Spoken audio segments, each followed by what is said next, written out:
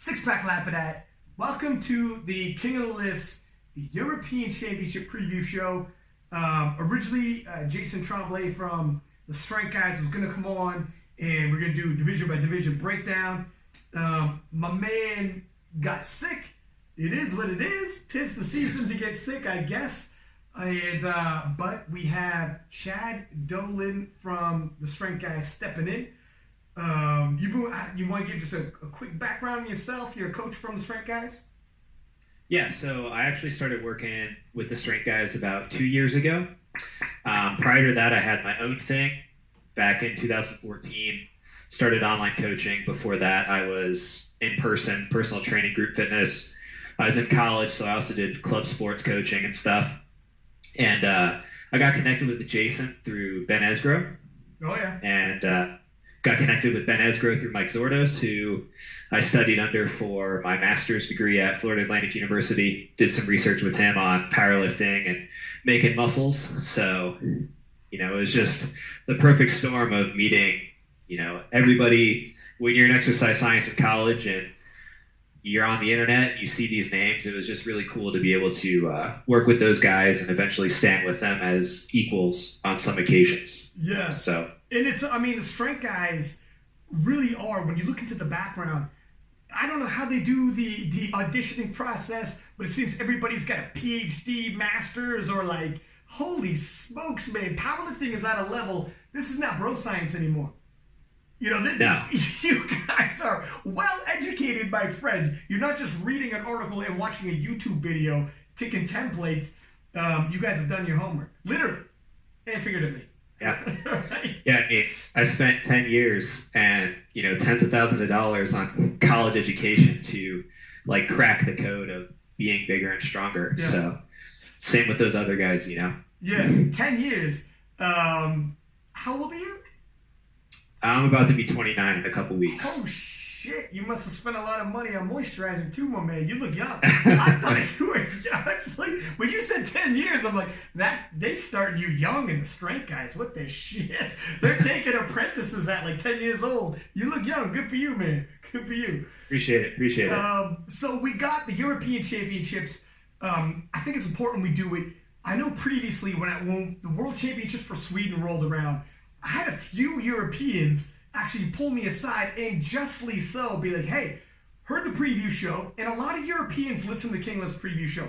And thank you very much for doing so. We have a lot of European guests on, so we try to do a world market, not just focused on the North Americans, and particularly the Americans. They got a lot of world champions in the U.S., and some of them have massive social media, but Sweden, in particular for the World Championships, there was a lot of Europeans that surprised some Americans. Some Americans who were heavy favorites to win came in second, and it wasn't just a whitewash with Americans, whether the Europeans were taking first, silver, bronze, breaking world records all throughout.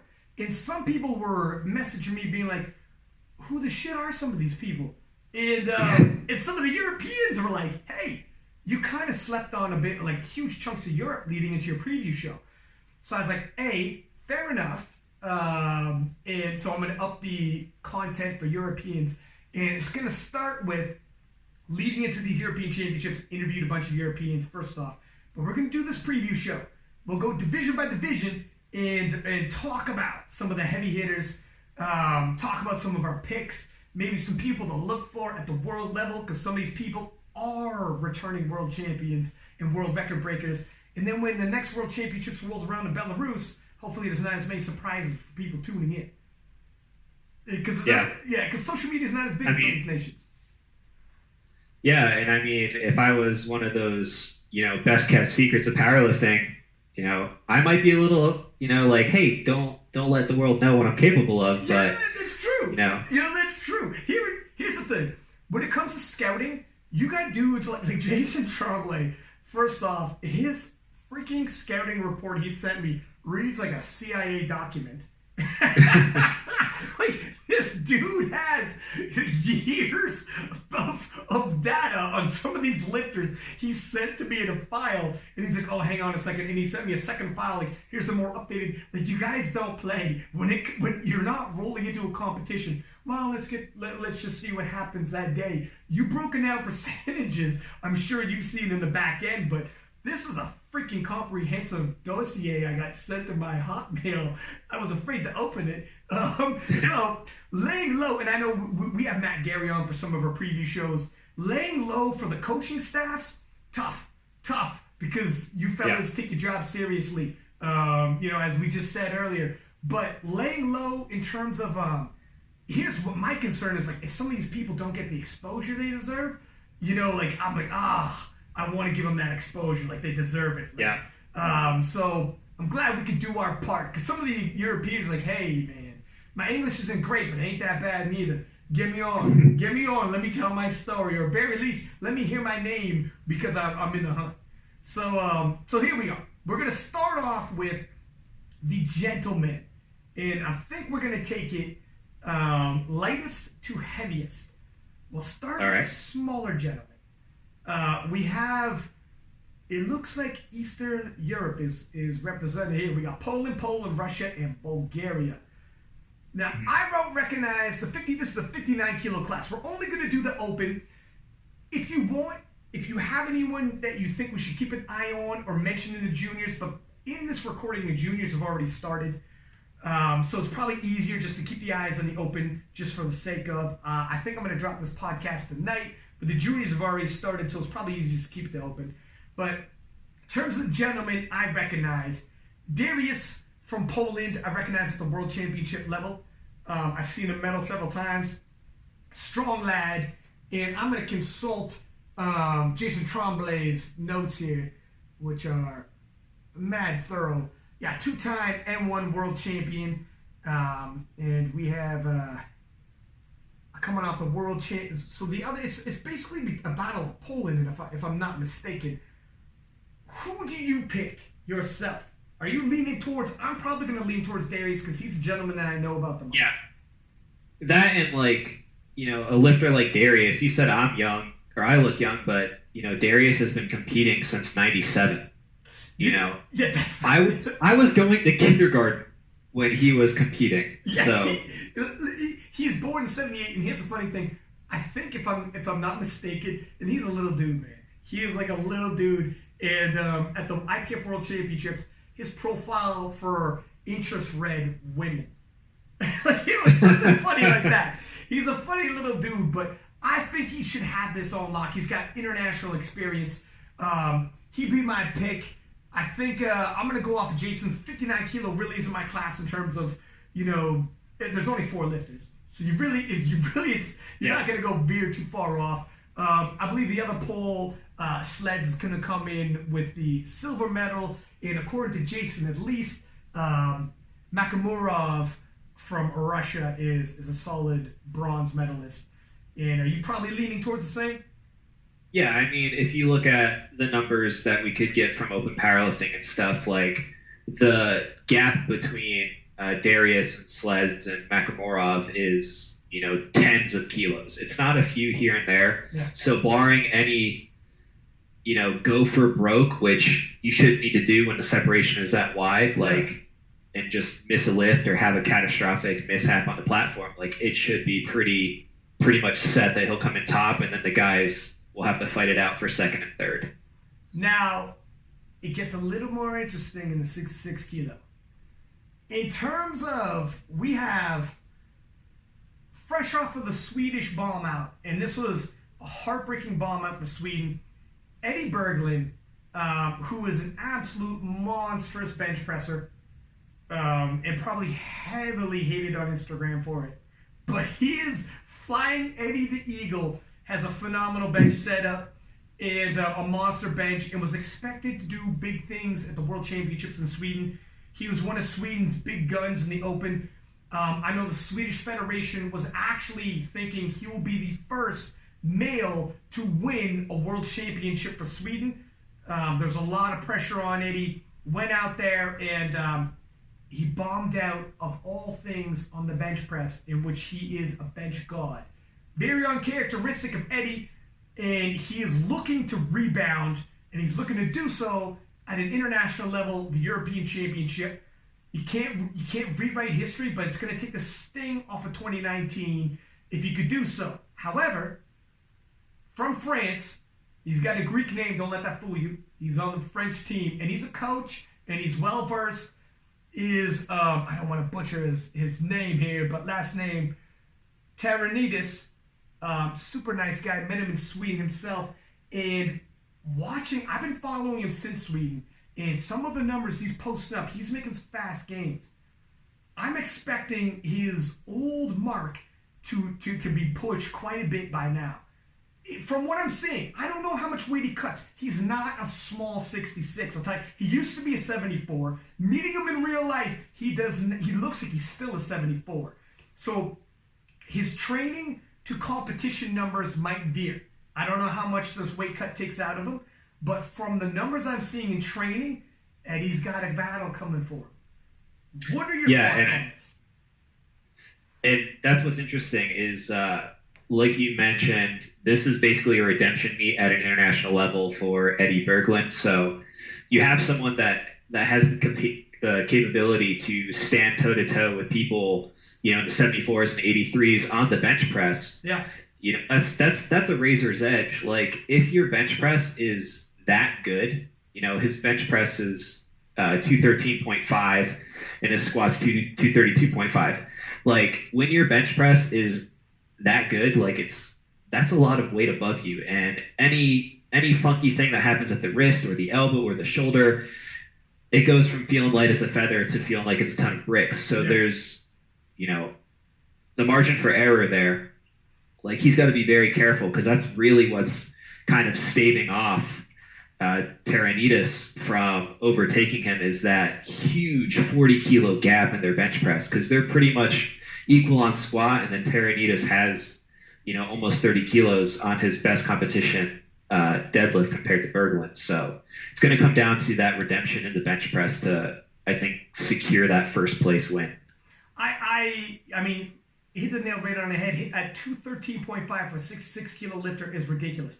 He 100%. That's insane. He's competitive 2 weight classes up. I mean, and those weight class jumps, this is powerlifting weight classes, not boxing. The weight class jumps are massive. That's a massive jump up in body weight, and he can hang with those fellas on any given day for the bench press. But like we've seen in Sweden, it is a razor's edge, isn't it? You could go from hero to zero or vice versa real quick. It all depends. I think because of what happened in Sweden, it happened in his home nation. The expectations of him possibly being the first male open world champion, and having that kind of pressure and having it end the way it ended, I'm expecting him to be on point. At the very least for his opener, I expect a nice, easy, smooth opener. He can probably hit in his sleep. It's going to look like a warm-up, I would assume. Shake off the cobwebs. He's a young dude. He's probably going to be a little bit rattled entering the international competition for the first time since that bomb out in Sweden in front of everybody. Yeah. I think he's going to have a good bench day. I think he'll have a conservative opener, a moderate jump on second, and on third, he's going to look to cover some ground. Having said that, I'll tell you what. Tyrannidis, that squat he has on his nomination, I think he's well above that right now.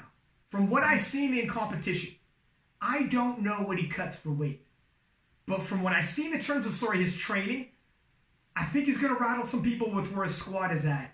And his dead, he's going to pull after Eddie Berglund, and he can load the bar for the win. And that's the hardest part, is you can make up the most ground with your deadlift, and that's where Tyrannidis has Berglund right out the gate.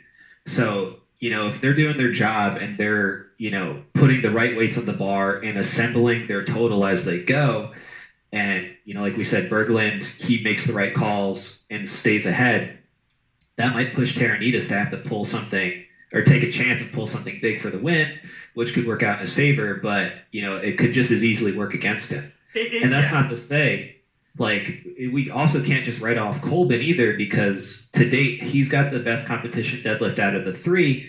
And if they're battling out, the subtotal with squat and bench with each other, and Colbin's just riding, behind the scenes, like doing his job, making sure he's 6 for 6 going into deadlifts, he has a chance to shake up. 100%. I'm glad you said that. when you're in third place position in terms of nominations and in terms of possible projector, when you're looking at this, which we see in sports, God knows how it's going to shake up when the play starts. But if you're walking in there like an Alexander Koblin from Russia, and you're like, I'm probably coming in around third, all you need is number 1 and number 2 who are super close, and they are. Nomination are within 6 kilo. That's one lift away. And Tyrannidis, I think, has gained, in terms of progression, I feel like he might be outpacing Eddie, although what you see on social media doesn't say everything. There's weight cuts, and Eddie might not be showing everything he's got. He's a young guy, so they might be neck and neck. But let's just say, like you said, they're pushing each other to the over limits, and now they start missing because they're trying to outdo each other. While in the back, laying in the cut, is Alexander Kolbin, and he just has to go 9 for 9 and load up the bar because he will deadlift last between all of them. And if he tells himself, look, as it stands, I'm looking like I'm in bronze. If I go 9 for 9, I am so far ahead of anybody taking my bronze. If I just look at this as go 9 for 9, do my best day, and if everyone does their best days and I take a bronze, fine. I stood up to what my expectations were.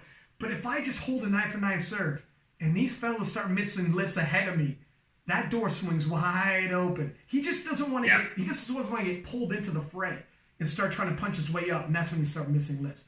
Here's my picks. I'm taking the Flying Frenchman to take Eddie the Eagle. I take Eddie the Eagle for a silver medal, and Alexander Kolbin will rest in bronze. I just think that the Frenchman's got this is going to be his coming out party in Europe. I could be wrong. There are other factors involved, but from what I've seen in his training, he's about to make a major breakthrough. But what are your thoughts? Yeah, I'm gonna go for the redemption story on this one, and I'm gonna hope Berglund comes in. He has that satisfying comeback, that redemption story. Born again from the ashes like a phoenix in first place. Tyrannidis coming in second place, and Kolbin coming in third. But again, if Berglund and Tyrannidis fight it out too much and get in each other's heads, I think we got to watch Kolbin. Look at Alexander Kolbin's in a great situation because he's so far ahead of the fourth place. He doesn't have to worry about defending the bronze, so he just has to stay in the pocket. Moving along into the 74s. Now this is where things get interesting for myself. I'm going to pull up the notes from our dear friend Jason Tremblay. So, 4-time IPF world champion from Belarus, Alexander Sudnik, 4-time world champion and undefeated in international competition. That's the good side. 730 kilo total previously. That's the good side. If I'm not mistaken, has he beaten Taylor in competition? When he won one of those worlds, he's a world-class competitor. Here's the downside. Born in 76, and I don't know if his best years are behind him, but I don't think he hit that 730 anytime recently. I'm going to pull this up right now. Yeah. It's been a hot minute because he suffered a shoulder injury, and I'm looking at it. That was 2016, and yes, he did defeat Taylor for the World Championship. 2016 Taylor is not 2019 Taylor. I get it. I'm just saying the man's got a phenomenal resume. However, born in 76, dealing with problematic shoulder issues, I don't expect him to revisit 730. More recently, in 2017, he had a 695. If I'm being honest, I think I'm not picking him for my gold medalist. He's undefeated in international competition. He's coming back. I know he's got high hopes, but I think this will be the first time he takes an L in international competition. Also in the field, we got Anatoly from Russia and Luke Rogers from Great Britain, Andrei Kostenko from Russia as well, and Sweden's own Alexander Eriksson. Couple notes I want to make right now. I realize Alexander Eriksson is coming in ranked 5th. But sometimes the nominations lie. In this situation, for myself, the nominations are lying. And this is the way I feel. You might see it differently. I believe Alexander from Belarus, undefeated in Russia, the 730 slightly inflated. On the flip side, Alexander Eriksson from Sweden, I believe, his 682.5 is underwhelming to what his full potential is. He has hit over 700 previously. Yep. He's also by far the youngest of all these gentlemen in the top 5. A couple of these gentlemen born in the 70s, and Alexander Erickson born in 94, I think his rate of adaptation is going to be much higher. I expect progress on his end to be much greater than these other gentlemen born in the 80s and 70s. I think, and I believe he's working with a new coach. They're working on some RPEs, and his training is now, he's righted the ship. A couple years ago, Alexander Eriksson from Sweden hit in the 700s. I expect him to put together the total that we had expected from him. He was a junior world champion, in and out of equipment. Didn't super live up to the hype when he first entered the Open. I think in this competition, he's going to live up to the hype. I think with these new coaching protocols, we're going to see the full potential Alexander Eriksson. I think he's going to be not only back into the 700s. I think that 730 total, 720, somewhere in that range is more in reach for him. And he would be my pick for the gold. How are you feeling about this? No, I agree with you because, he may have posted the 682.5 qualifying total, but to date, his best total in competition was 20 kilos heavier. Yeah. 702.5. And if you were to take each of his best lifts, he's capable of doing more than that. So it's just going to come down to putting the right weight on the bar on the day, and he's going to be well into the 700 kilo total range. And I'm glad you pointed that out. Looking at the sum of their best lifts, and this is omitting the 730 again from the other Alexander from Belarus, who hadn't hit 730 in years. Right. Just in recent times, when you put together the sum of all their best lifts, Alexander Eriksson has it. He has the most potential out of all of them, and it makes sense. I mean, he's the youngest. He's got more room to grow. He is my pick, and I think the European Championship will be his opening coming out party. How do you see the rest of the field shaking up? Well, I mean, if we're gonna say he's our first place pick, I think the battle for second and third again is going to be close. We've got qualifying totals that are pretty closely grouped together. We've got competition totals that are again closely grouped together, and it's kilos here and there. It's chips on the end of the bar. It's the 1.25 kilogram plates on the end of the bar separating these guys. So it's going to be a battleground for second and third place if Alexander from Sweden comes out and performs the way that we would expect. I'm going to give note here, and Jason Tremblay said I'm allowed to say the 74 kilo was picks. He actually has Alexander from Belarus as the gold medalist. Mm-hmm. That's obviously thinking his totals back up, his shoulders 100% healed, and he's never lost an international competition before. How do you think he fares? Where do you have him? Do you think he's on the podium? Do you think he's a silver medalist if you got Alexander Eriksson as a gold medalist? How do you think he shakes up? I think if he can fall back on experience, old levels of strength, and health is on his side, like he will be very dangerous in a top 3. Mm-hmm. But since I didn't scout him out and do a deep analysis of him and flip through the Instagram and the archives to check out what he's doing right now in the gym, I don't know. And, everything we talked about, I agree. I think Alexander Eriksson from Sweden is in a better place to come into his own here and take the top of the class. But I think Alexander from Belarus is going to be dangerous.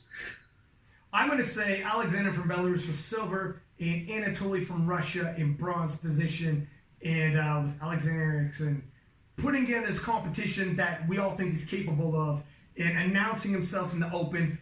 I would not be shocked if he's anywhere up to 730 for a total. And that would put him competitive even with the Americans. And he continues to snowball off of that. And we'll see what happens when we get to Belarus. There's my picks now. The 83 kilo class.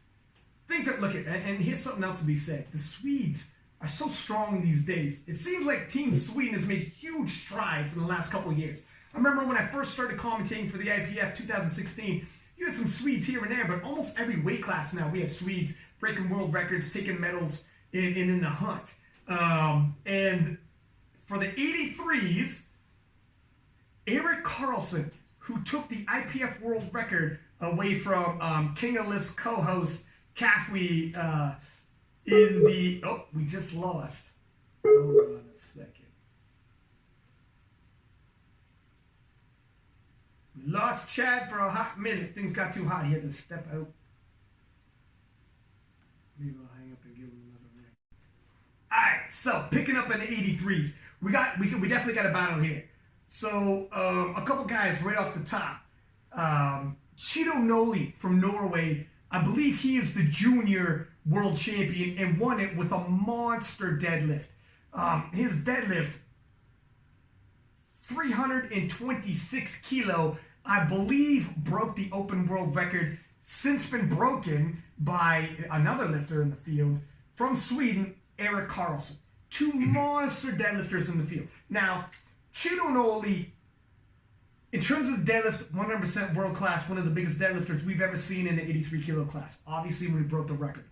World class lifter overall, winning the junior championships in Sweden. Might be a little bit early, stepping into the open on the European scene, international, first time in the open. I think his weight is going to improve. I think he's got fast adaptation, but I think it's a little too much, a little too soon to expect a podium finish. But I am interested in seeing how much he has improved since Sweden. I'm expecting a lot from him, and like I said, a monster deadlift. People start making, if they have failed attempts, the door swings open, he's going to load up the bar to make something happen. Other people in the field, Jacek Spichala of Poland, been competing since 1998. He still lifts in the open, but his total is big enough to have won the Masters World Championships damn near every year. A phenomenal lifter, and refuses to go quietly into the Masters division. A perennial contender who's, any given day, he's a threat for the podium as well. Obviously, we got Yuri from Slovenia, European champion, first from Slovenia to have accomplished that. Another world-class lifter. He was also in Sweden. And Owen Hubbard, who is not only a perennial contender on the European scene, but on the world scene, multiple-time medalist at the World Championships, taking bronze medal, I think in 2016, 2018, taking gold in bench press. Him and Brett Gibbs kind of back and forth bench battles every time they see each other. Yeah. I remember the one year when Brett beat Russell Orhe, and it was the first time that he got 10 times body weight. He was the first 83 kilo to ever get 10 times body weight, had the day of his life, and fucking Owen Hubbard took his bench record. He couldn't have it all. Owen couldn't let him have it. He's like, you got everything, but you're not walking away with that. Sweden came around. Brett didn't win, but he took the bench back. So it's bittersweet with these two. But, and then obviously, Eric Carlson from Sweden, world championship level in terms of all three lifts really, but his bench is the one that lags furthest behind. A big squat, monster deadlift, the current IPF world record holder for the deadlift. Took it from my man Kafwi, who's the co-host for King of Lifts. And if the battle is tight, expect him to load the bar with whatever he needs to win. Yeah. So it's kind of a little rundown of the contenders. How do you see this battle unfolding? So I think this is going to be an exciting class because you mentioned the progress that was made by Noli from Norway. And since 2015, he's added over 200 kilos to his total. So that's astronomical progress. So I'm really interested to see what he can bring to the platform. But you also have Christian from Great Britain, who's also progressing very fast. And these guys might not be silver or bronze, contenders with people like Eric Carlson, Owen Hubbard, Yuri Russ, or anybody else that's, closer to like 750 or above. Since to date, like most of the guys I just mentioned, they're still trying to break into those upper 700 kilogram totals. But like just the progress it makes it exciting to see what the entire podium, or platform rather, is going to have on it. Yeah, it's almost like a scouting approach right now. Some of these young guns on the way up who have won junior world championships now entering into the Open, we get a chance to see. It's like a preview for Belarus. Mm-hmm. So how are you thinking it's going to shake up in terms of the podium for you, from your view?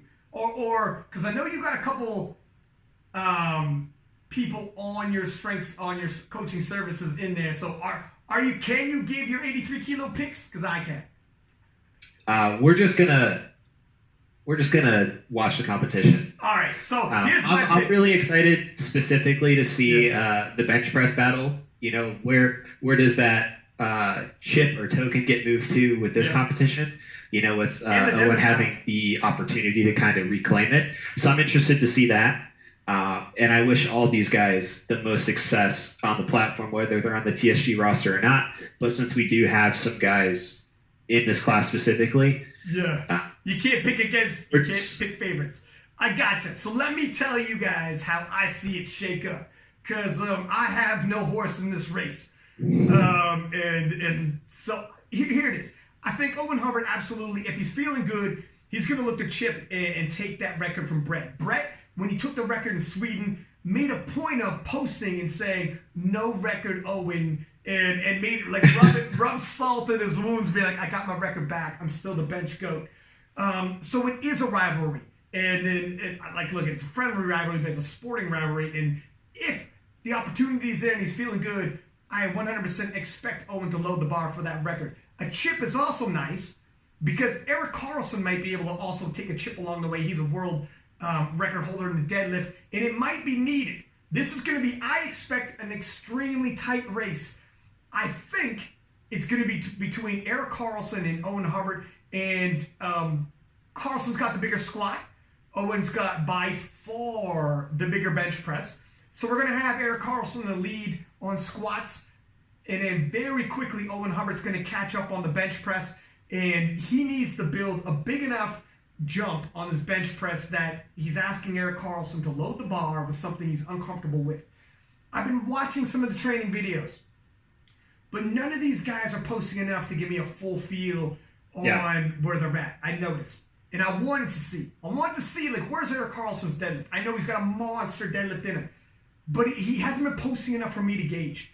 I know my man Kafwe, who him and Erik Karlsson have a deadlift rivalry with, and I see where Kafwe is deadlifting and training, and I would expect the same type of numbers from Erik Karlsson. He's not posting, so I don't know where he's at. I think if I have to check out the prognosis, and it's going to be this tight, and it is, Karlsson's going to load the bar with exactly what he needs to win, not a half a kilo more, and it might be half a kilo. My pick is Erik Karlsson takes the gold medal by loading up the win, pulling and hitting it. And I believe he'll do so, but it's kind of ironic. Possibly, Cheeto Noli might be an ally to Owen Hubbard if he ends up getting to this deadlift world record and also chipping. And when Karlsson needs to chip, he's got to go a little chip higher. It might be a little too much, and you load the bar a little more than you need to. When you're at the top end, and when I mean top end, I mean an international competition, we've never seen anybody deadlift this much, and that's the type of deadlift he'll probably need for the win. Yes, half a kilo could be the straw that broke the camel's back. It's almost a collaborative effort to push the guy too far. If Owen Hubbard has a chip on his total, and Karlsson needs a chip, he doesn't want to go up another whole 2.5 kilo. I mean, I don't know exactly how it's going to shake up. But if Cheeto Noli's already thrown a chip on that deadlift record, it's just more and more you got to load the bar with. It's almost like he's got to contend with several people coming at him. Nonetheless, I still think Erik Karlsson takes it. I think he's going to have to out-deadlift Cheeto Noli. It's a double whammy he's got to deal with because he's got Noli pushing the deadlift record on him and then Hubbard with the total. I think Karlsson's good for it. It would be a huge win for Erik Karlsson. Owen Hubbard, he's won Europeans before. He's medaled at Worlds before. I think he's a contender, and I would not be shocked if he took the win here. I'm pretty split 50-50. But when it's this close, I usually tilt towards the person with the bigger deadlift. And if the guy not only has the bigger deadlift, but has the biggest deadlift in 83 kilo history at the international level, well, That's the decider for me. Yeah. Nothing. So you think Eric Carlson's going to bring the deadlift record home to the Scandinavian Peninsula and beat out? Well, I didn't word it quite as geographically correct. I didn't word it quite as geographically correct as you did, but sure, that's not a quote I would ordinarily. That's not a soundbite I would ordinarily drop. but that sounds like somebody who has a master's degree. Okay, that's where you're flaunting your master's degree on me, sir. But sure, that's what I'm predicting. And I think that'll be an interesting little pull for pull battle to watch, because like you said, that has, effects that go beyond maybe just a deadlift record. Yes. That has effects on the podium, and it might be influenced by someone that's not themselves on the podium, which is really interesting, because usually you just have to game when you're fighting out, for first place. You're just really playing the game with the guys right behind you, not necessarily someone's deadlift from mid-pack. You're hoping you just have to go like half a kilo up. This dude who's placed wherever the hell might be forcing you more and more kilo, and you might be like, dude, settle down. You're forcing my hand here. So that is an intangible to watch. I think Martin Fleet is going to be commentating. Side note, Martin was my mentor when I first got into commentating. The first World Championships I commentated at, Martin was there and gave me the breaks on how to build a storyline and talk about it. And I'm sure he's going to talk about the vying and the strategy involved with hitting the podium. And I think we lost you for a second. Are you back now, sir? Yeah, I'm good. Okay, good. Let's take it to the 93s. And you want to talk world class. I told you this is going to be world class at the European Championship. It gets no better than at the World Championships, the number 1 and number 2 seeds, Anatoly and Gustav Hedlund. Anatoly, representing Ukraine, is the current Open World Champion. And Gustav Hedlund, taking a silver medal in Sweden.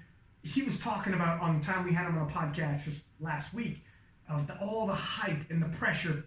When Eddie Berglund went at the World Championships, and everybody's like, Eddie, you could be the first male to win an open world title, and Eddie bombs, everyone turned to Gustav and said, well, I guess it's all on you now. And he was like, oh shit, no pressure. The World Championships comes to your homeland, and the pressure to perform. And the 93s, if you remember, at the World Championship, heavily hyped, uber competitive. Gustav, rose to the occasion, took a silver medal in the midst of a crazy 5-way battle.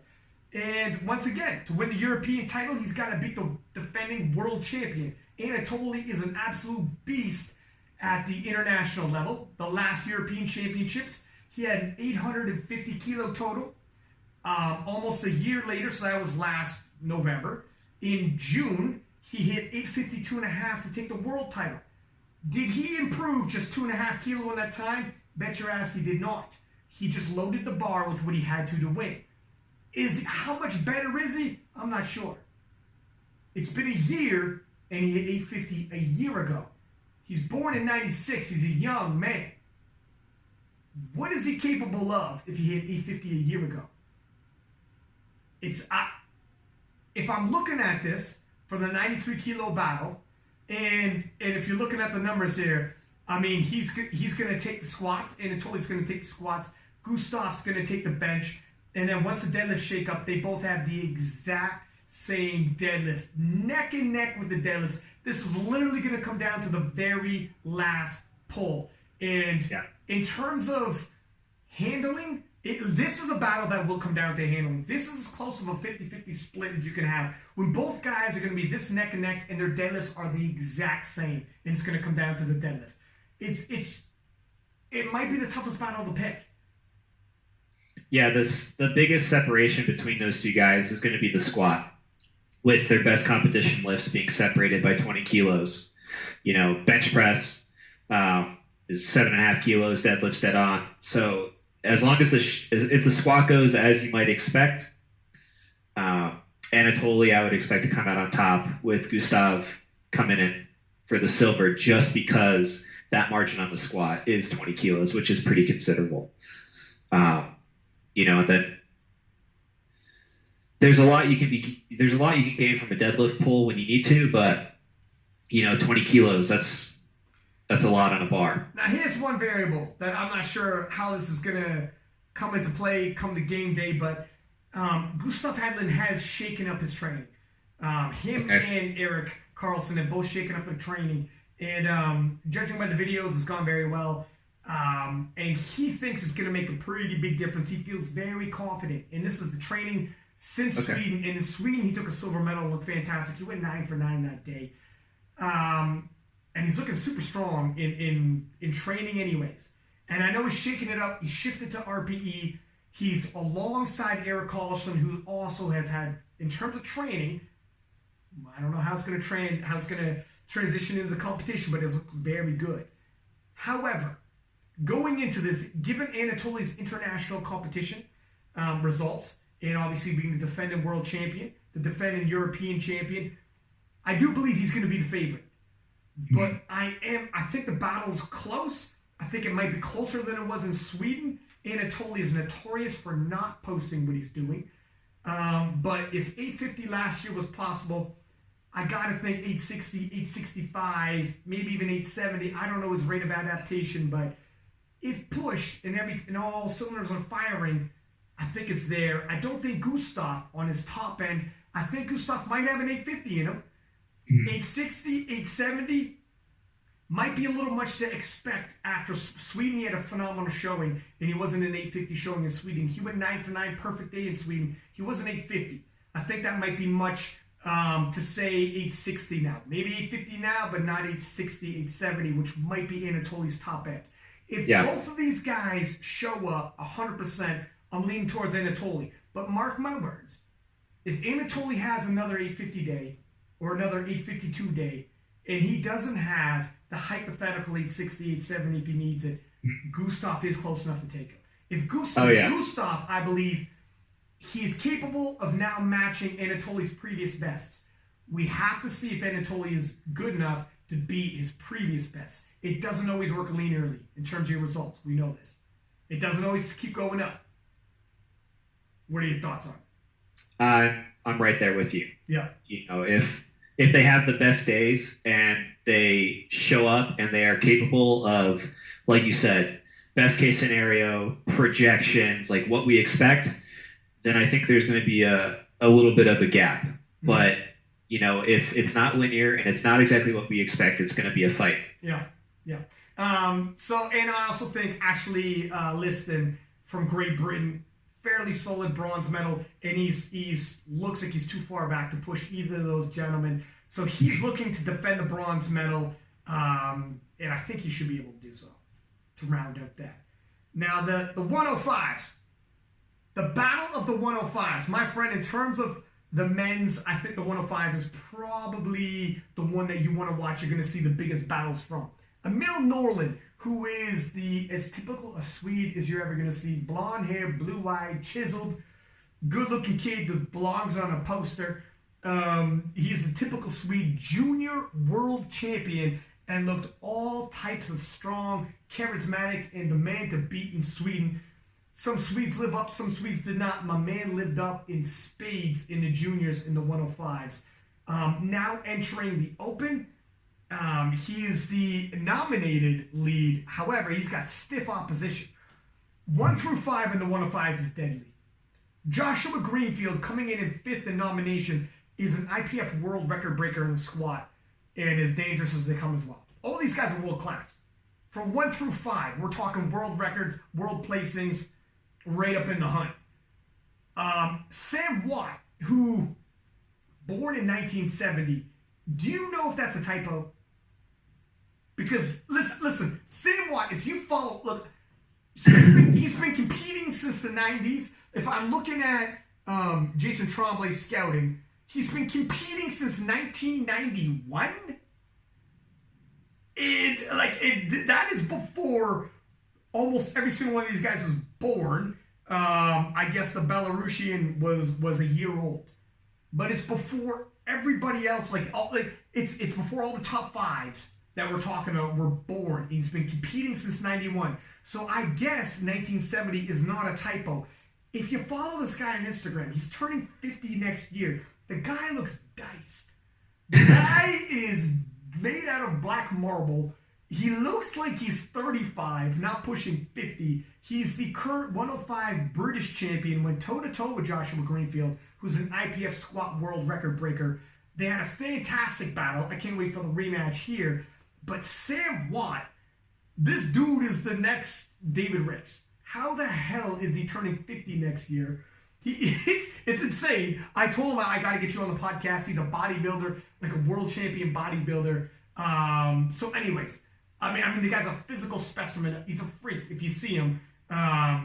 Definitely in the hunt, coming in nominated third, but we're talking 1 through 3, less than like 5 or 6 kilos separate them. So it's, when you're talking 850 kilo range, 860 kilo range, that is nothing. That's not even that's not even a mislift.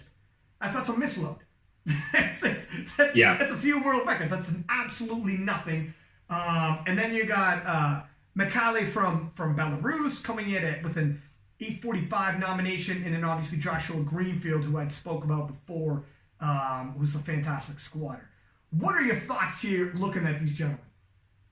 Yeah, I mean, I think it's going to be a battle for sure, but I'm going to say I would have Norling at the top of my podium based off of like the sum of, if you were, again, to pick and choose their best lifts that they've posted and make, their best total that we've seen them be capable of. We're looking at 870 as a sum of his best previously posted competition lifts, which is, 10 or more kilos above his competitors, and I think it's going to be an interesting one to watch, but he would be my favorite just based off of what we've seen. His potential, his ceiling looks higher than the rest of the gentlemen. Like you said, not only based off of the sum, but if you're hoping to catch up to him come the deadlifts, he's looking like he's going to outpull every one of these gentlemen as well. So no matter what, when it comes to the guy who's got the biggest deadlift out of the top 5, he's going to have the winning deadlift in his hands no matter what. It doesn't matter if he started missing lifts and he falls behind, which, by the way, he shouldn't be. His sum potential, the ceiling, is higher than any of these other gentlemen. But let's just say disaster strikes. He misses a couple lifts, whether a bench, squat. He will still have a big enough deadlift to pull himself into the win and have the winning deadlift in his hands whether he gets it or not. So that overstacks the odds in his favor with his ceiling potential as well as the winning deadlift that's going to be in his hands regardless. I do think Emil Norlin is going to take the win. Incidentally, he won the World Championships as a junior 105s, out-totaling Eli, strength guys in the open. However, a caveat to that, Eli won it on his second deadlift, and he usually wins things with the deadlift and really didn't have to do anything for his third, so he would have loaded the bar as well. So, but nonetheless, I'm just trying to show how world-class Emil is as a junior entering the Open at the European Championships. Watch the damage he does. I expect him to win. I expect him to make a statement. And next year by Belarus, I think his 105 kilo total is going to be further deeper into the late 800s. And then come around Belarus, given he's a junior, just entering the Open now, you can full-on expect to start grasping towards that 900 kilo range. And he's going to start surprising people. He's going to start being a threat in the Open, even on the world scene. And that's a good point because he's coming in with a lot of momentum. 11 competition wins, like his, 11 past competition, all won. Streaky. And since 2015, 2016, the last 3 years, he's added over 200 kilos to his total. So he's another young lifter that is on the rise. And he's got momentum behind him. Yeah. He's got potential. He's got a high ceiling. It's probably not even in sight right now for this kid. He's so confident, put it this way, at the World Championships, and this wasn't a local competition where he's trying to style on people. At the World Championships, in his homeland, with the home crowd there, and I already told you the pressure, I was there doing a commentary, the place was stacked, and the roof caved in every time a Swede hit the platform. He took his opening deadlift, balked at a second attempt, said, no thank you, load the bar for the win on the third, I don't care what it is, just load the bar.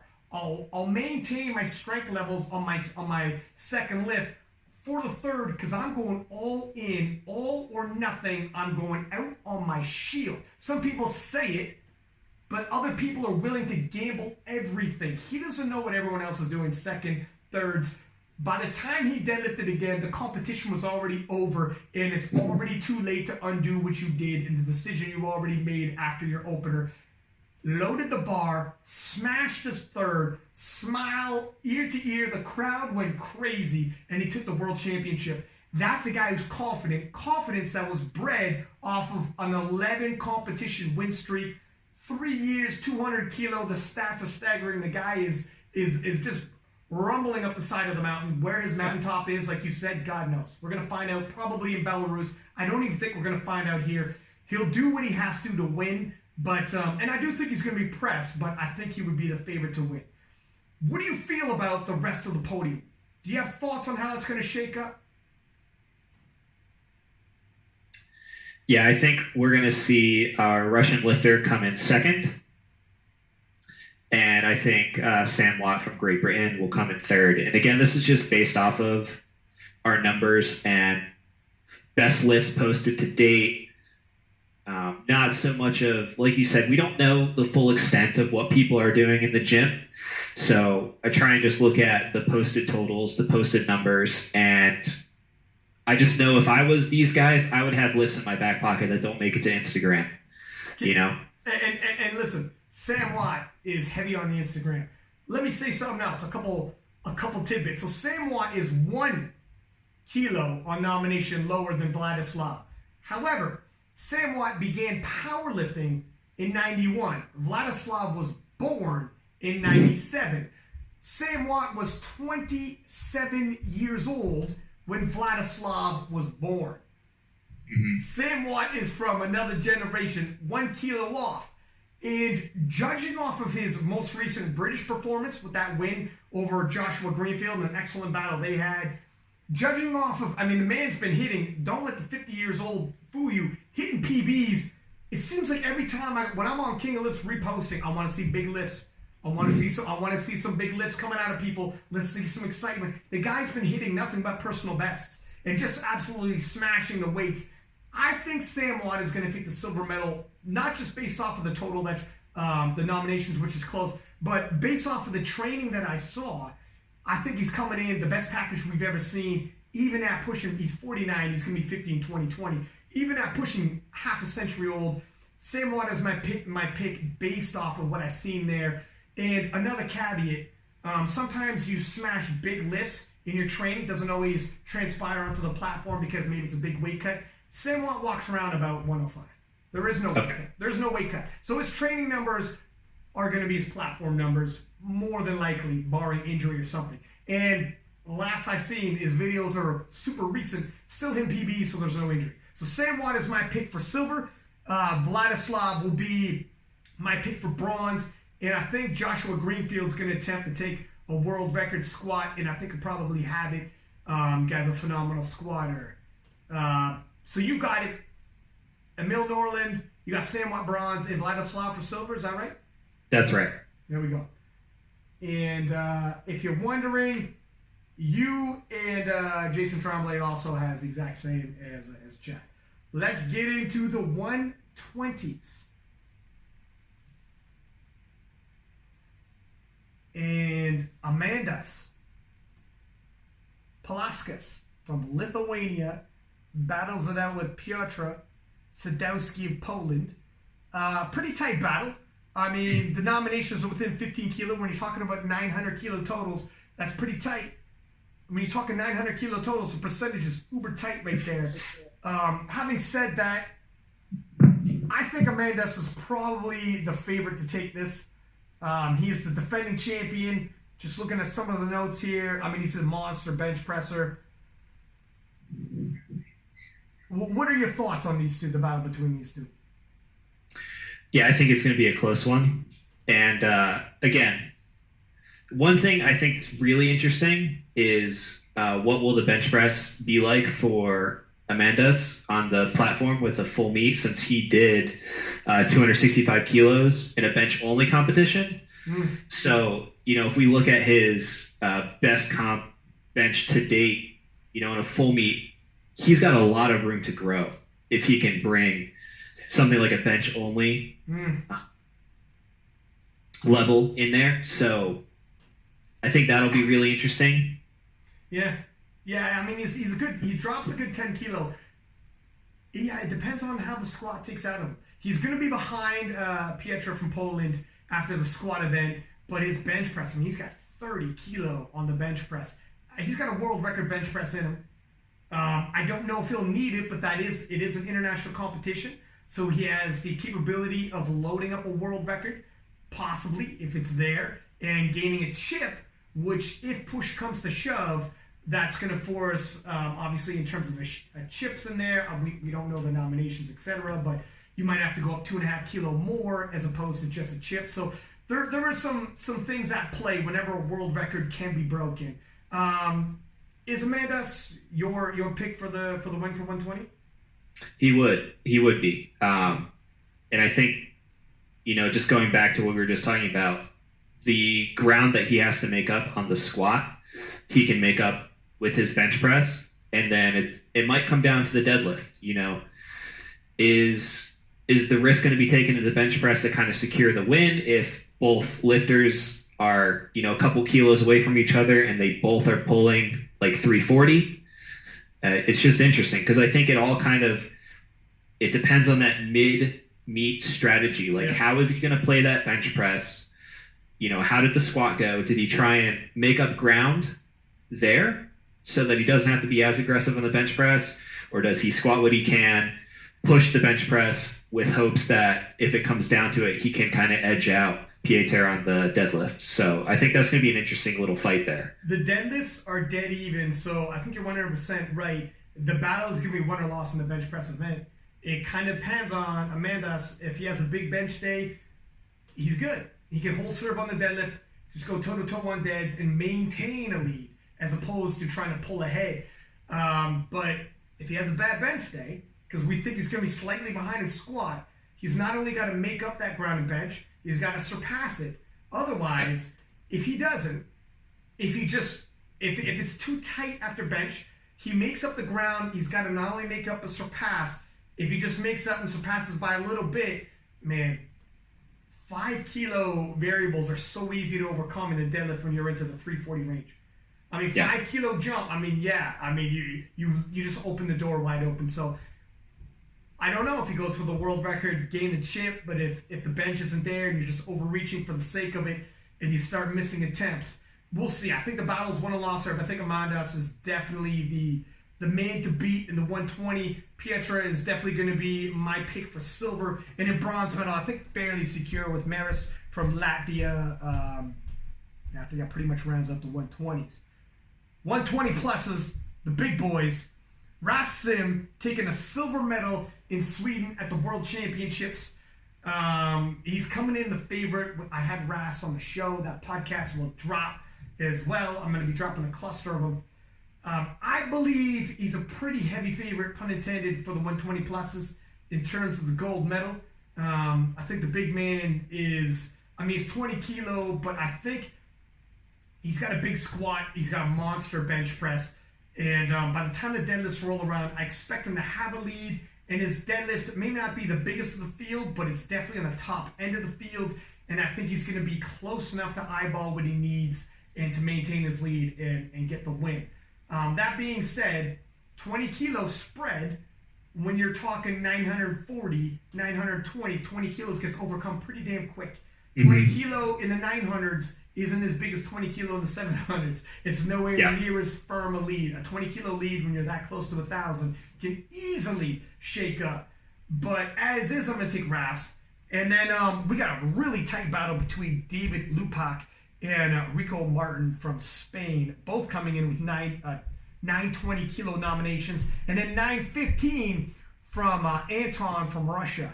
So the battle for second and third, silver and bronze, is going to be uber tight, and I'm not sure how to pick it. If you just want to go with the bigger deadlifter and say he's going to load up to win, well, then again, David Lupac and Ruben from Spain are within 3.5 kilo of each other on the deadlift, so you can't even do that. That's how close this is. Yeah, I don't even think you can count out Steve Ringo from Belgium completely either, because within striking distance of those guys, 10 to 15 kilos. Like you said, that's That's not that big of a gap in this weight class. And that only takes like a small error on a squat or a bench before one of those guys gets flipped from second to fourth and off the podium completely. I'm glad you said that. You know what? Steve, who took a bronze medal in deadlift, his deadlift has been moving well. His bench press has really been flying in competition. 15 kilo is absolutely nothing at this weight. And his training has been going you can mitigate 15 kilo with one lift. You can go mitigate 15 kilo. Honestly, 1 through 5 is going to be uber tight, and Steve is definitely going to be in a hunt. I'm not sure how I'm going to pick this, man. The more we talk, the more I'm more uncertain. What are you thinking when you look at this? I definitely agree with you on the gold going to Rast. And then as far as the silver and bronze, I would put David Lupak and Rico Martin down there. But again, like you said, that second and third placing is going to come down to who can put the better total together on the podium on the day. Yeah. Because they're so close to each other. So there's going to be head games, there's going to be chess. It's going to be a good one to watch. Yeah. I'm going to agree with you, sir. Do you have a second or third pick you want to throw out there? Or do you want to keep it vague? I'm saying I would put David Lupak and Rube Martin right in that row? Yeah. Okay, you know what? I'm going with you. Yeah, boom, boom, boom. Same. 1, 2, 3. I honestly believe the same, but the caveat you gave in terms of, this is 1 through 5. I swear you could have a shakeup through silver and bronze. If you need any more reason to be wary of a shakeup at the 120 plus, you need not look any further than Sweden, where we saw a complete shakeup. Anything can happen. Let's get into the women's. Let me pull my notes, sir. 47 kilo. And this looks like a bit of a battle here, sir. Between Ireland and Great Britain, Janine Martin and Danielle Malcolm. And Maria Zabalina from Russia, extremely close. She's only 7 kilo off of the number 1 seed. She's coming in third, but even only a half a kilo from her is Natalia Ivanka from Ukraine at 330. This is an uber tight field, 1 through 4. It feels like these European Championships, we're going to have battles all over, by the way. If you're tuning in, it looks like nothing but battles. I do see we got some notes here from Jason Trombley. Mm-hmm. Yeah, what's interesting is that Natalia is a former Masters champion, and she actually has the highest posted competition total in this division. So she may have been fourth by qualifying total, but she's got a history and she's got potential. And she's a world champion. She knows how to win. Here's another little caveat for you. Danielle Malcolm has a light 52. She basically just didn't water cut. Posted a 347.5 kilo total. Which would be higher than Natalia's best competition total to date, which I was just referencing. So it depends how the water cut affects her, and we got some variables. Yeah.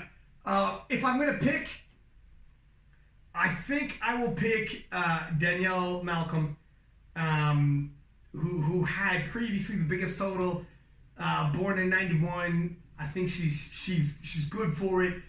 Natalia, a phenomenal lifter, but getting slightly long in the tooth, having been born in 74.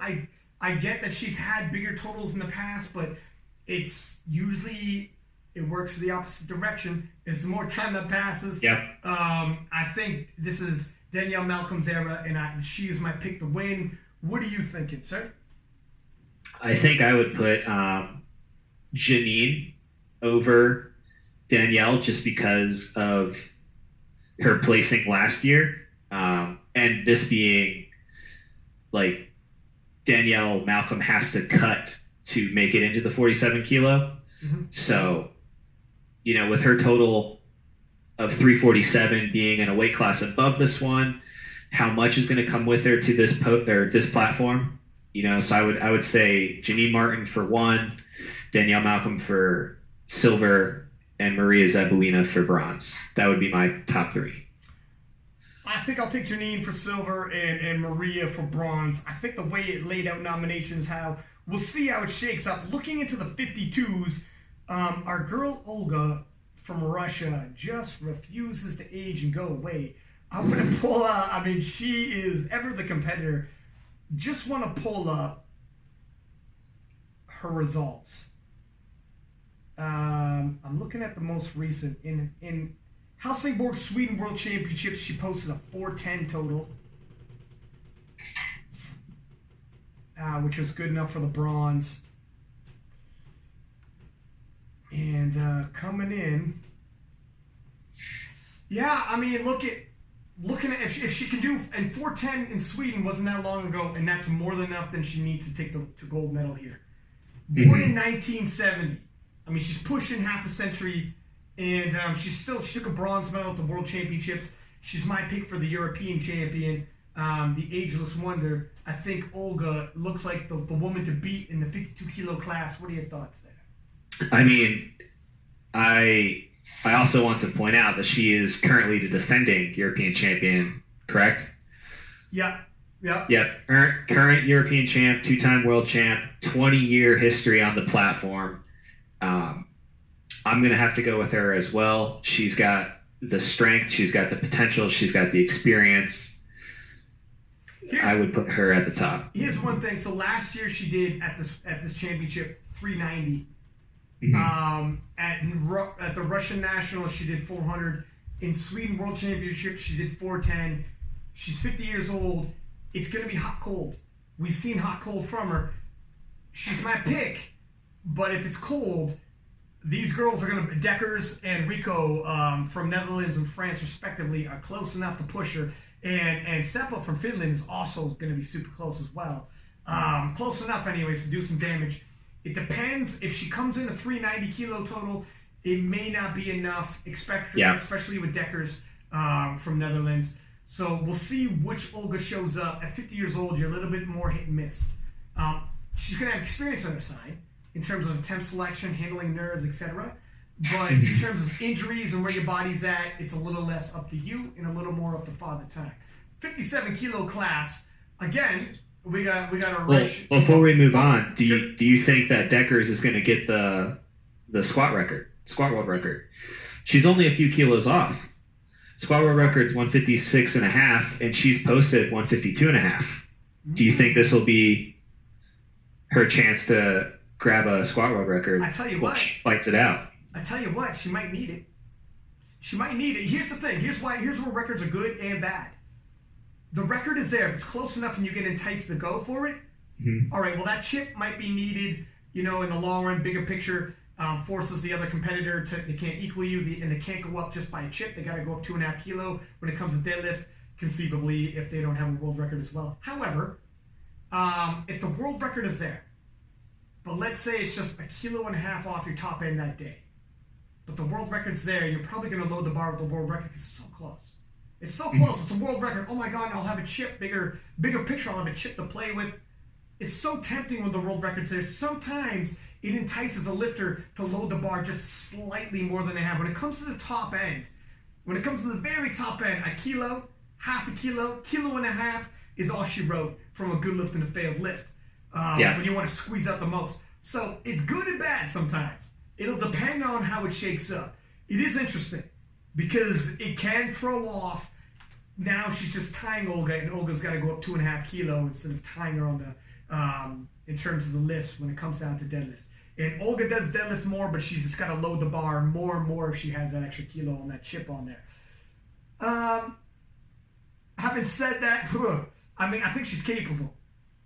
Yeah, because I think that's going to be pivotal to however this placing plays out. Is Plen has Olga on the squat, Olga has Plen on the bench press, and then the deadlift. There's a decent separation, 17.5 kilos between Olga and Plen on their best lifts. So I don't know. I think the squat might be an important piece in the game of chess here. 100%. Coming in, establishing early dominance, seeing if you can get Olga to go cold, or if her experience is going to keep her accomplishing, lift after lift and building that total, and not letting another competitor coming out hot or strong getting in their head. Yeah, because like Deckers is capable.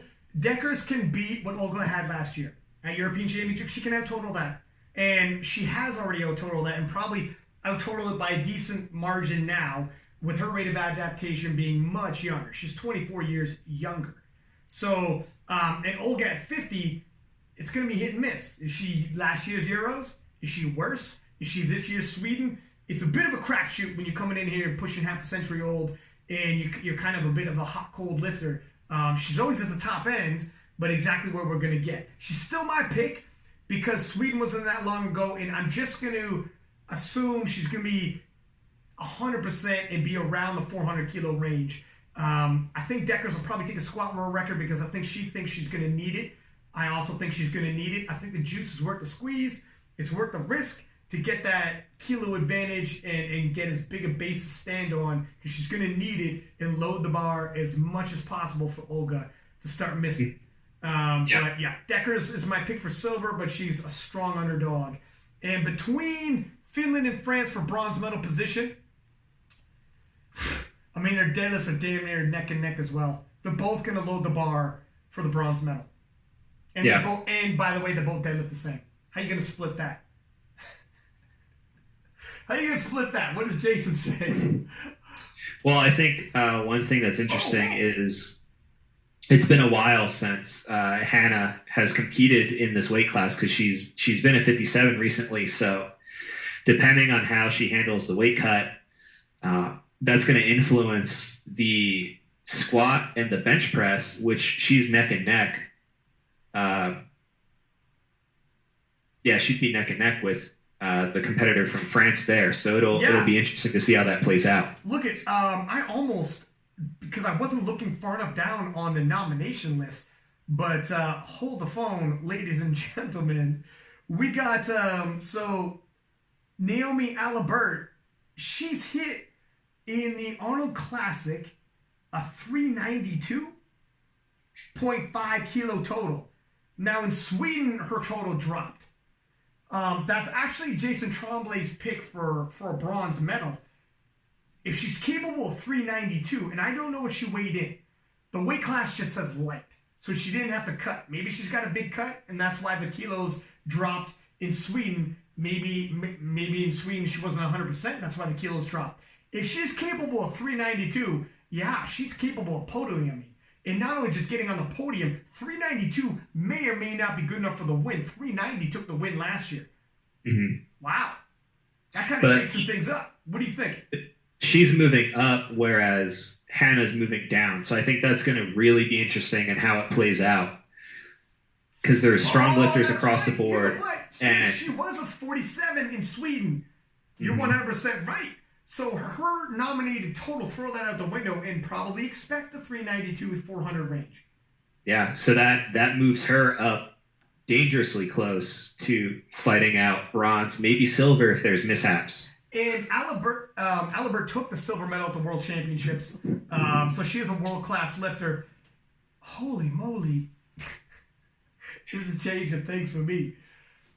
All right, I think Olga, Deckers, and then I'm going to take Alibert from France. I'm going to agree with you, but I think it's going to be an interesting one to watch. Yeah. Look, Alibert, I'm interested because she probably hasn't fully grown into 52. If she's just in Sweden, she's 47. She might have some room to grow. This might be more of a preview than her full package on what she's capable of at 52. Let's go to 57 kilo women and another master lifter from Russia. But she's got herself a battle. Look at Joy Namani from Great Britain, the reigning 52 kilo world champion, coming in nominated second, but don't believe it. I think she's a heavy favorite for first. And she's definitely my pick to win. I think Ina Filimonova is capable for a silver. And I think she's probably a pretty strong favorite for a silver. And the real battle is likely going to be for bronze. What are your thoughts on this one? I would agree there, mostly because Joy's deadlift is, far and above the other women of this division. And, if she needs to secure a win, I think she'd be capable of pulling more than her previous record at 203.5. And, Ina Filimonova has been competing, again, another 20-year competitor. So she's first in the nominations, but again, Joy's deadlift is big enough where I would still favor her for first. And, beyond that, like the fight for third is going to be close because the nomination totals are tightly knit. If you look at the lifts across the board, they're pretty close. So I think it's going to be another interesting race, across the entire podium, the entire platform. I think Joy, then Ina, and I think Silverlinen from Sweden, likely for the bronze medal. She's got a pretty big deadlift. I think a big enough deadlift to defend the bronze medal when the others are coming in, but you're 100% right. The difference for bronze, the real battle that I think is going to be between bronze. I think gold and silver are pretty secure outright, and I think the real battle is going to be for bronze medal. I do believe the Swede has a deadlift to defend that bronze and stave off the rest of the challengers, but we're going to have to see. Moving into the 63 kilo class. This is a little star-studded as well. Leah Bavois from France, the number one nomination. She's got a world record squat. She took a bronze medal at the World Championships. Sam Calhoun, Gara from Italy, took the World Championship. Sam, who is now the unofficial world record holder, coming in silver, and Leah coming in bronze. I mean, that's as good as you get. Those two ladies who beat her out are the top in the world. So Leah is definitely world class, but you have Ivana Horna from Slovakia, and she in 2017 in Belarus won the world championships, also a world-class lifter. There's a bit of a dip between the number one, number two, and the third placing. The real battle is going to be between Leah and Horna. Both of them are capable. Both of them are world-class. One of them has won a world championship. The other one has won a world record. What are your thoughts here? That's a great point. And it's interesting because we've got Horna that is a defending European champion. She's got the bigger deadlift. She's going to have the final pull on, the day that it counts. But Leah's progressed so much, and she's so young in the sport with only, entering the sport 2 years ago. She has a squat record, where is her potential right now? Like, it's going to be hard. I think it's hard to gauge going into this. Because if you look at their numbers, they're pretty close. They're dead on bench, close on squat and deadlift, but I don't know what, Leah's potential is on squat. Can she set the tone for the meet and just ride it out into a pull that's not as big as Horna's, but it's big enough to secure the win, or what? I think it's going to be a really interesting competition to watch. I'll tell you what I'm picking right now. I think Leah from France takes the win, and here's why. Based off of nominations, she's 4.5 kilo ahead. Not a crazy lead, but she is ahead. Her world record squat is 188 kilo. I now see her pausing 185 in the gym.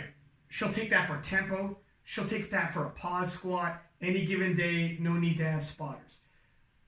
She has 100%. She is not 100%, but she has greatly improved off of that 188. In terms of strength levels, 490.5, I think we're going to be looking at another 500 kilo total. And previously, that's just Sam Calhoun, Gara, Jen Thompson levels. But I think you could throw Leah Bavois in that mix as well. Based off of what I'm seeing in training, I don't see as much out of Ivana Horna in terms of the training numbers, so a little harder for me to pick. But based off of the information I have, if the world record squat you have is 188, and I see you pausing, no major height drop, no major attention, 185 in the gym, and doing things like that on a regular basis, I'm getting a little frightened. I'm getting a little concerned for your opposition. And if you were the favorite going in based off of numbers, now you're a solid favorite. Yeah. I think I'm going to take Leah based off of what I've seen in training. Ivana Horna, who's capable of being a world champion, let alone a European champion, she's won both. I'm not counting her out. I just haven't seen the data. I'm going to go with what I see. Based off of historically, Leah's got bigger total, and based off of potential, off of training numbers, it's Leah, so I think it's stacking towards that. Obviously, Horna would be my second, and in terms of third, Don't know nearly as much with the Georgian and Russian lifters and Netherlands. It's a little tight, but there is still a 10-kilo spread. So I'm going to go with Nino from Georgia for the bronze medal. What are your thoughts there, sir? Okay. I think so. You know, that I think you just talking about Leah, like when I said I don't know her potential, like you telling me she's pausing 185 in the gym. Yeah. You know, wait for the beat the drop on whatever songs in her headphones just to hit that perfect pause. Like that 188 is coming down. Yeah. And the difference in their squats is the difference in the deadlift. So I think she is definitely going to be able to come into this meet with a ton of momentum and just secure her placing for gold off of the squat, match the bench for Horna, and then, you know, as long as she doesn't do something crazy with her third deadlift and she gets a solid third deadlift, like the gap, it's already going to be there. The placing's already be set. And so I'll have Leah for gold, Horna for silver. And then I would actually probably put more in for bronze just based off of her best competition lifts to date, kind of piecing together what she's put together so far. You know, not necessarily off the qualifying total, but what we've seen that she's capable of in the past. It's actually more than Nino from Georgia. Let me take a look. You know what? Jason Tremblay let me down here. I don't see any notes anymore. I'm flying blind here, Jason. But you know what? If I think me and Sabrina actually did co-commentary at the IPF World Championships, and she's also in the SPD. Yeah, that is her. It is her. And yeah, she is football capable, isn't she? I'll stick with my previous, but definitely I agree Sabrina Moore is somebody to watch. And also just as a caveat to note, I do think Ivana Horn will outpull Leah, and I get it. If it's a tight race, usually you go with the guy with the bigger deadlift, but Leah Bavois, in terms of her 202.5 deadlift, I also seen her deadlift more than that in training as well. Seriously, all of her numbers are going to get beaten here. I really do think she's going to go into the 500s. I really do think she's going to win the European Championship and establish herself as world class. Like previous years, if you're a 500 kilo lifter, you're going to win. You're a world champion level. She's going to be right up in there. I think it'll take no less than a Guerra or a Sam Calhoun to beat her in the future, and they better be on their A game to beat her. I think that's where she's heading. So keep your eyes up for Leah. I'm expecting big things based off the training numbers I've seen. Moving into the 72s, honestly, I think it's a battle, but not for the gold. It's going to be a battle for silver. And in terms of the silver, I mean, we got 2.5, 3.5 kilos separating three different lifters from number 2 to number 4. Ida Ron, who upset Chloe Dublin for the Junior World Championship in Sweden. Ida Ron, another Swede. Surprise, surprise. The Swedes are all world class this year, apparently. She was defending the homeland. There's always a lot of pressure on the Swedes when the World Championships roll into your home country. And she had a beast like Chloe Dublin to try to defeat. And if you heard the episode where we have Ida on, came down to the very last deadlift. They both hit their openers. Ida missed her second attempt. Chloe hit her second attempt. Then Chloe was deadlifting first. Ida had the bigger deadlift. Chloe hit her third attempt.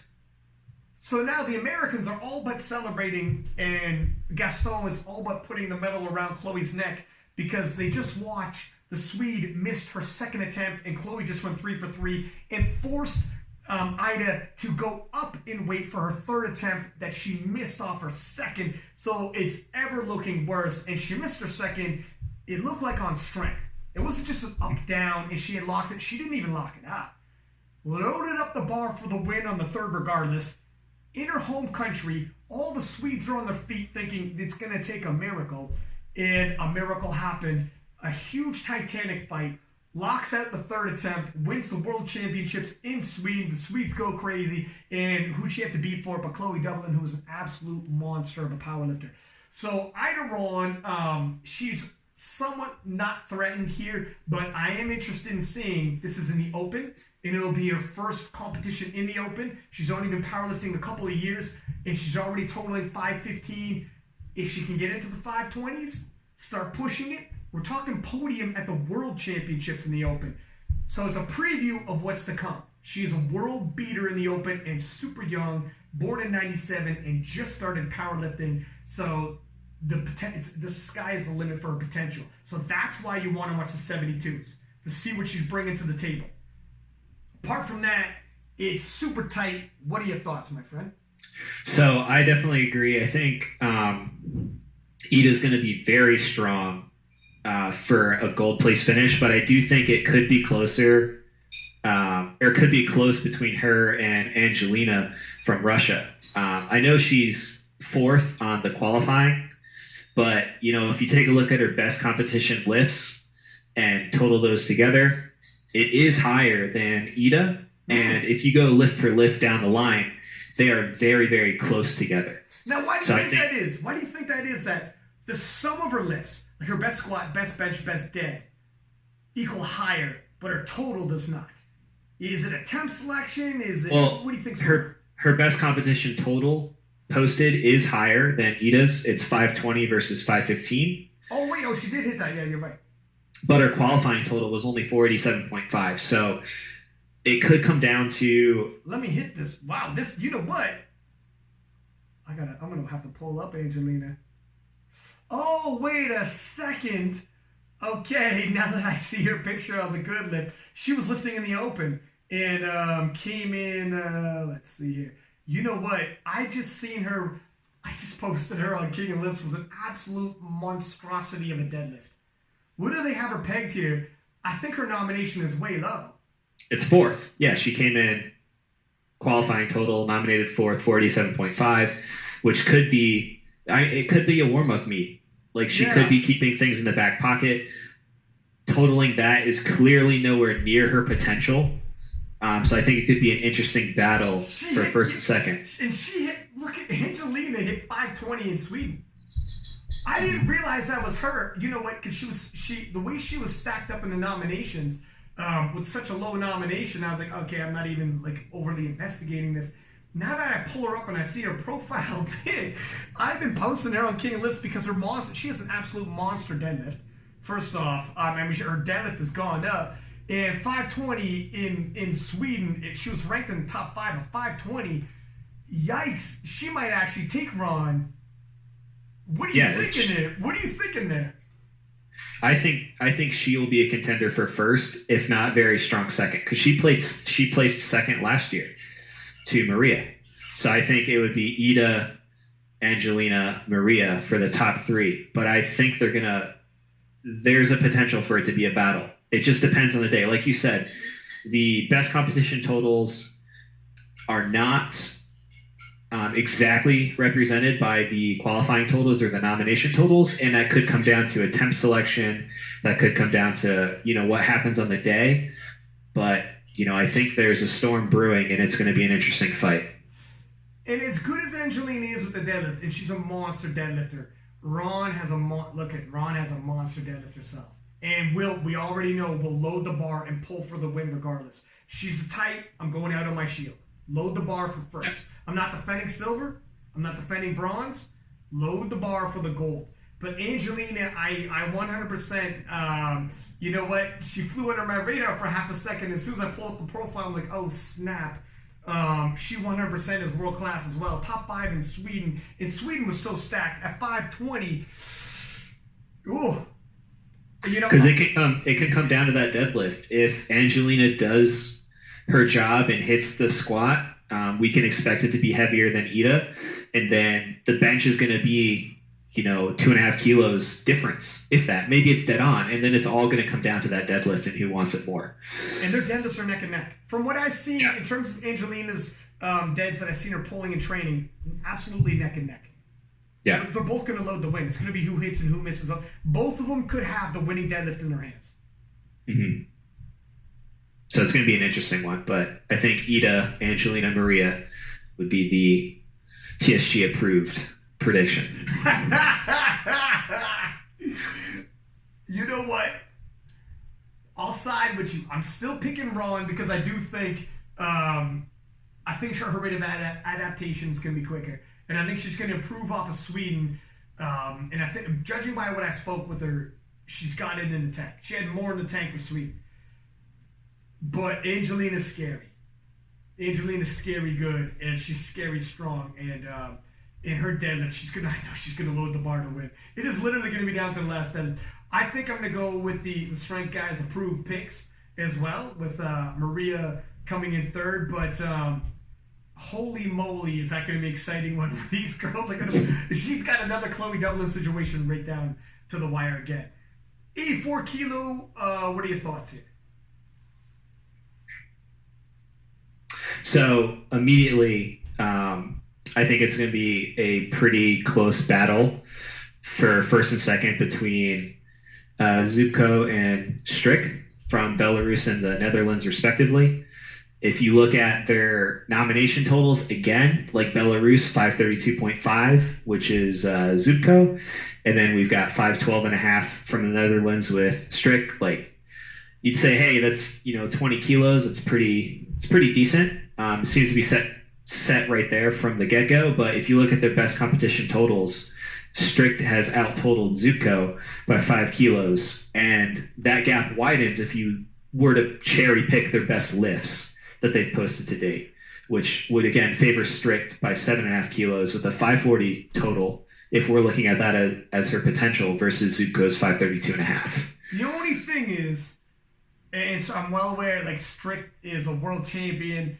I mean, she's a decorated lifter. She's gone all the way to the World Championships and won. The only caveat, Strick, born in 1973, I think she's trending towards decreasing total as opposed to upwards. Mm-hmm. However, 532.5 in 2018, 537.5 in 2017, 535 in 2012. But this year in Sweden was 520. It starts getting. It depends on what you think she's going to bring to the table. If she's hot that day, kind of like when we were saying Olga, if she's hot that day, it's going to be tough for Zubko to come up and take it from her. But I think it's going to be a fight. It'll definitely be a fight. And Strick is world class, and Strick has competition experience at the international level for years. I do believe the Belarusian would be my favorite to take it, just based off of, I think Strick, while world class, is just a stitch below right now. It might be trending more on the underside towards the silver. However, she's a feisty competitor, and I've seen her do some damage and win worlds before. But I think Strick is going to be my pick for the silver medal. And in terms of the bronze, Jason Tremblay took Timmers, and she's coming in bronze medal, but she's real close. I mean, Denmark is coming real close in terms of the bronze medal there. But I think Timmers has got a decent spread on that deadlift and should be able to defend the bronze medal. So I think I'm going to agree with Jason Tremblay for the bronze medal. But I am going to take Zubko from Belarus for the gold medal. What are your thoughts, sir? I think you're dead on with the bronze, but I don't want to count out Katja because 4 kilos off the best competition total, and they could go back and forth, on some of the lifts. So it's going to be interesting. I think that one's still going to be interesting. Who do you got for the gold? Oh, I'm going to say, man.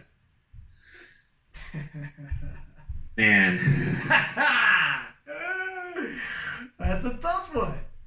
Yeah, I want it to be Strick, but I think Zubko, I think I'll go with you. You said Zubko, Strick, Timmers. Yeah. I think that's whatever I would go with too. I mean, it's hard to look at the numbers and then also, try and play weatherman over here for powerlifting and forecast, is it going to be rain or sunshine on the day? Yeah. But I think it's going to be an interesting fight nonetheless. I think it'll be close. Yeah. 84 plus. Based off the nominations, and I'll take a look at the scouting report here.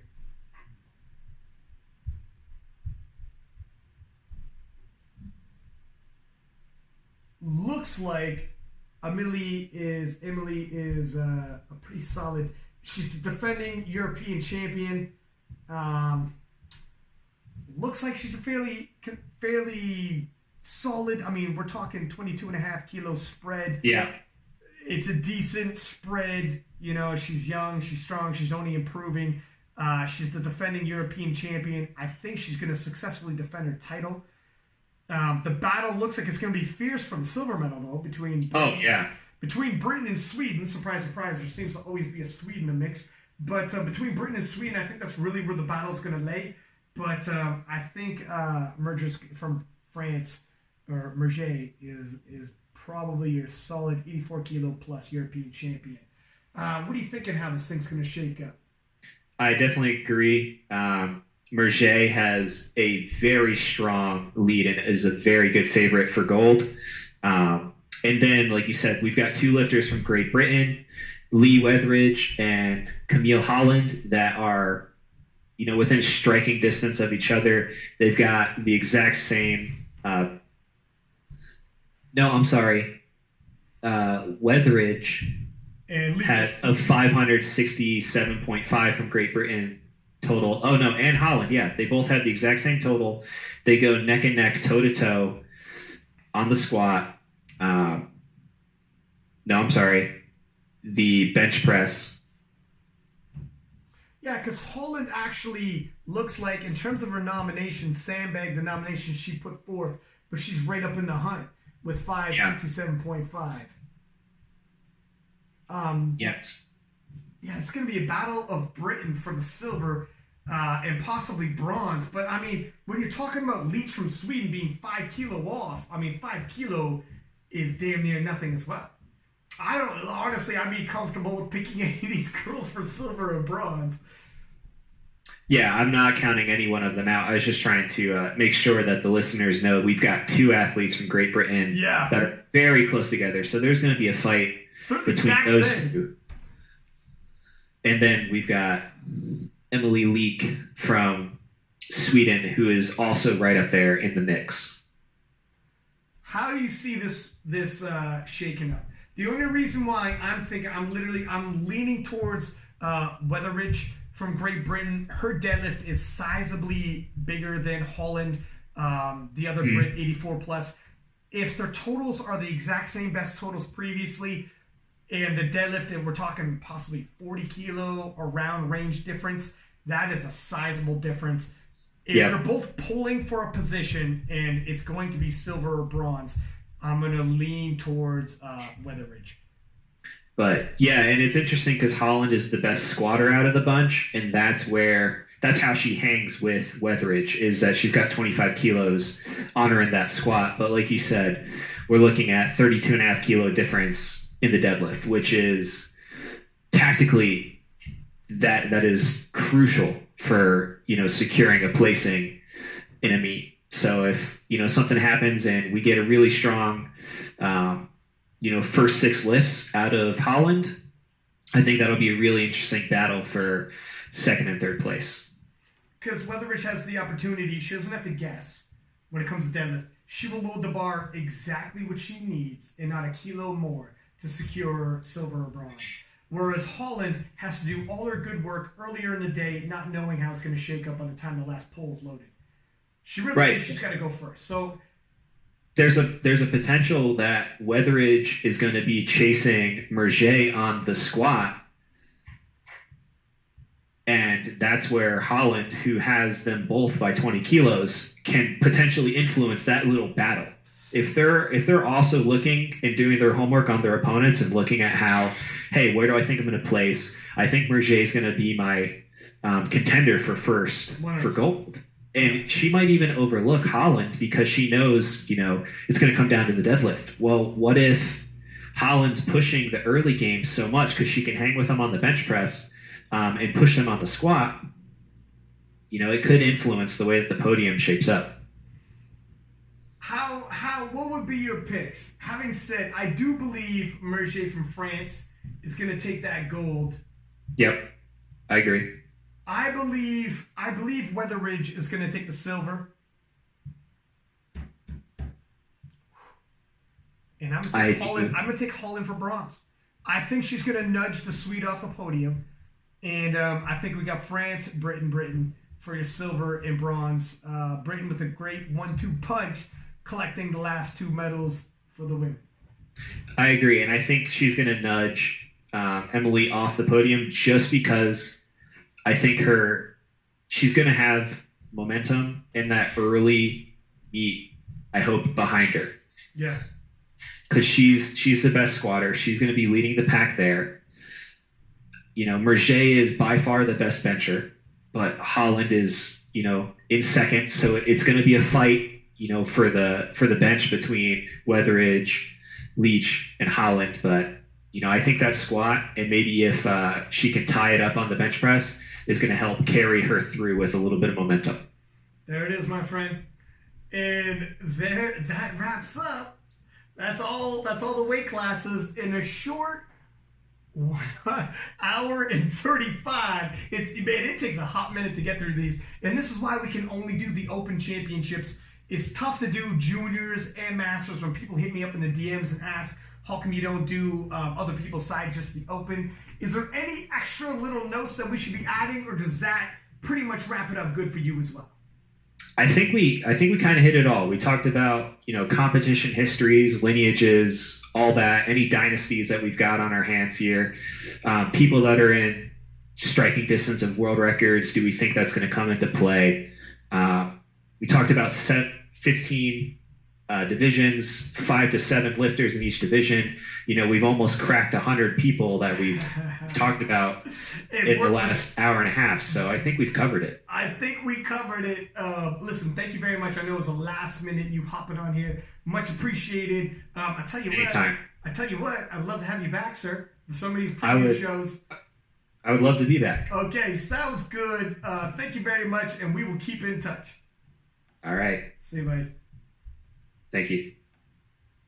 And there it is, the 2019 European Championship preview show from Kingless. Hope you liked it. If you want to debate the picks, go ahead and fire away. I will be checking my DMs, and I'm always good for a nice debate. And I'm going to drop this bad boy as soon as possible, so everybody's got a bit of a preview. Don't watch the European Championship without listening to this episode. Let other people hear about it, because the European Championships do not get enough attention. So they deserve this. Share this. Put this in your Instagram profiles and whatnot. I'll share it. Give it high ratings. Subscribe. Likes. The whole 9. Make sure you tune in to the 2019 European Championships. I know I'm not going to miss it. We'll do a recap show from Six Pack Lapidat. Until next time. Peace.